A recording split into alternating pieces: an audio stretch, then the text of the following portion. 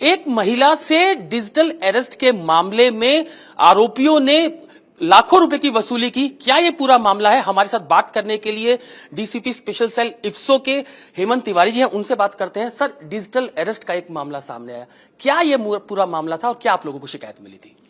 ये जो पर्टिकुलर मामला है, इसमें एक 65 वर्षीय महिला हैं जो कि सीनियर मैनेजर एयर इंडिया से रिटायर हैं, और वो हमारे पास आई एक दिन अपनी एल्डर सिस्टर के साथ, और उन्होंने बताया कि उन्हें किसी ने फ़ोन किया है और फ़ोन करके उन्हें बताया गया कि उनका एक पार्सल है जो DHL से जा रहा है और उसे कस्टम में इंटरसेप्ट किया गया है।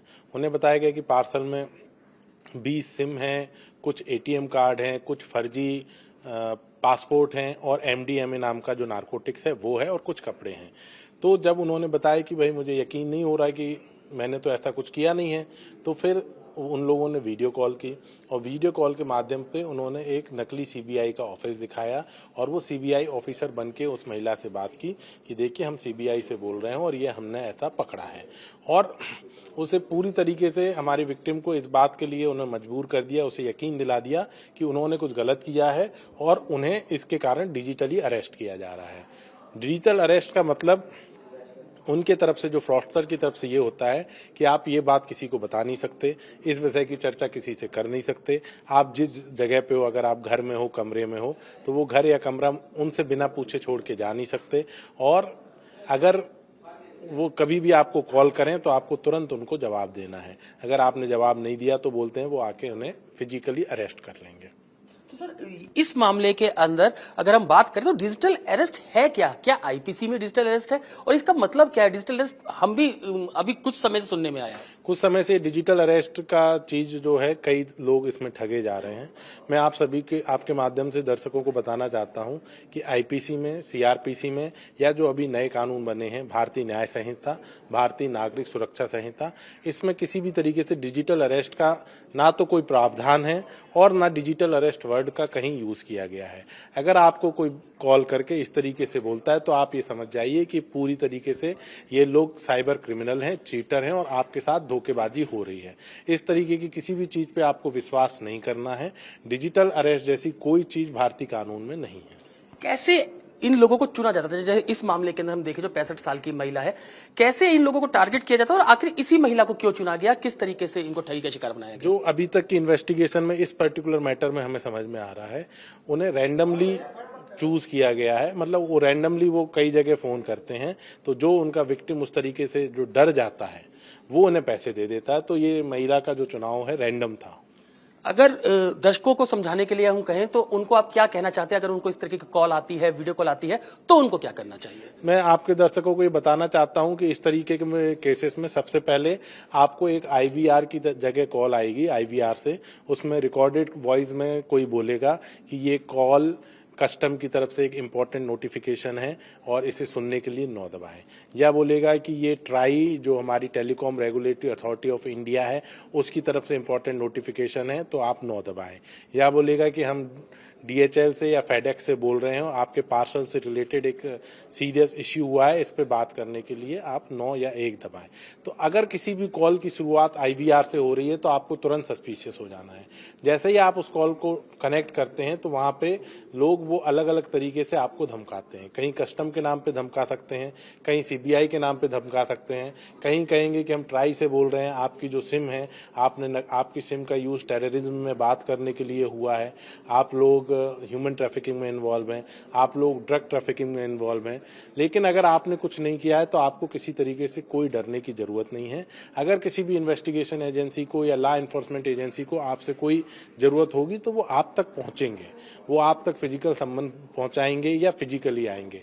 ऐसे लोग फिर एक वीडियो कॉल पे आते हैं और एक नकली सेटअप दिखा के डराते हैं और आपको व्हाट्सएप पे, टेलीग्राम पे कई तरीके के संबंध भेजते हैं। CBI का संबंध होगा, कोर्ट का संबंध होगा, जिसमें नीचे फेमस पर्सनैलिटी के दस्तखत होंगे।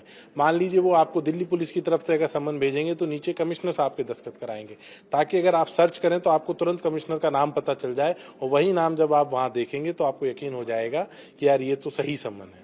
तो आप इस बात का ये रखेंगे, इस तरीके से कोई आपको कर रहा है, सोशल मीडिया पे अलग तरीके के सम्मन दे रहा है, तो ये सब नकली है और एक ये फ्रॉडस्टर की का तरीका है आपको चूना लगाने का। इससे बचने का आसान उपाय है, इस तरीके का कोई कॉल आता है आप उसे कट कर दें। लेकिन अगर आप किसी से बात कर ही लेते हैं और वो आपको धमकाता है तो किसी तरीके के पैसे देने की कोई जरूरत नहीं है। अगर आपने कुछ गलत किया होगा तो लॉ एनफोर्समेंट एजेंसी आएगी आपके पास और आपको एक्चुअली अरेस्ट करेगी। तो जब वो आएगी तब हम उनसे डील कर सकते हैं, उनका आईडी ले सकते हैं या 112 पर फोन करके हम जो लोकल पुलिस है उसे बुला सकते हैं, उनसे वेरीफाई करा सकते हैं कि भाई ये जो लोग आए हैं वो सही हैं या गलत हैं। जब तक कोई आपसे फिजिकली मिलने ना आए आपको किसी तरीके के उसमें नहीं पड़ना है। और तीसरी सबसे जरूरी चीज है कि आपके साथ जो भी ये घटना या कॉल हुआ है उसको आपको किसी न किसी के साथ जरूर डिस्कस करना है।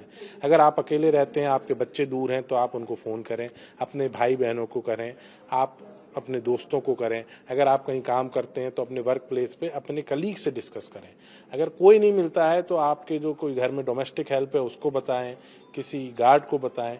इसका कारण ये है कि हो सकता है सामने वाला आदमी आपकी कोई मदद ना कर पाए, लेकिन एक बार जब आप पूरी वाकया अपनी आप बीती किसी को बताते हैं तो आपका जो डर है वो बहुत कम हो जाता है। फिर आपको जो चीट करने के चांस है वो बिल्कुल कम हो जाते हैं, आपकी सेफ्टी हो जाती है।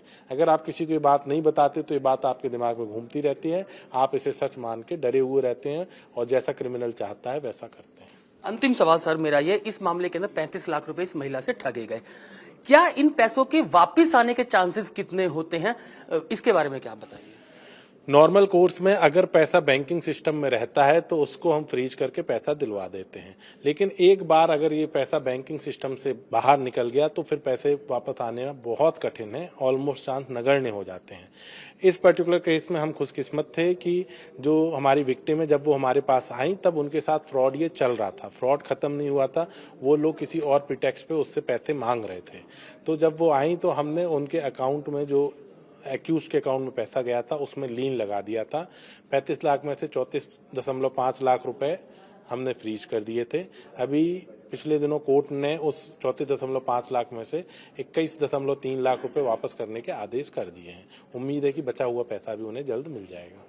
हेमंत तिवारी हैं डीसीपी इफ्सो, जिनका कहना है कि डिजिटल अरेस्ट नाम की कोई चीज नहीं है। यदि किसी को भी इस तरीके की कॉल आती है, वीडियो कॉल आती है, तो इस फोन को ना उठाएं और अगर कुछ भी ऐसा मामला सामने आता है तो तुरंत ही 112 नंबर पे या फिर नजदीकी पुलिस स्टेशन में जो है वो पुलिस को इन्फॉर्म करें, ताकि ऐसे जो धोखेबाज लोग हैं उनसे बचा जा सके। कैमरामैन अनिल मिश्रा के साथ अतुल भाटिया, इंडिया टीवी, दिल्ली।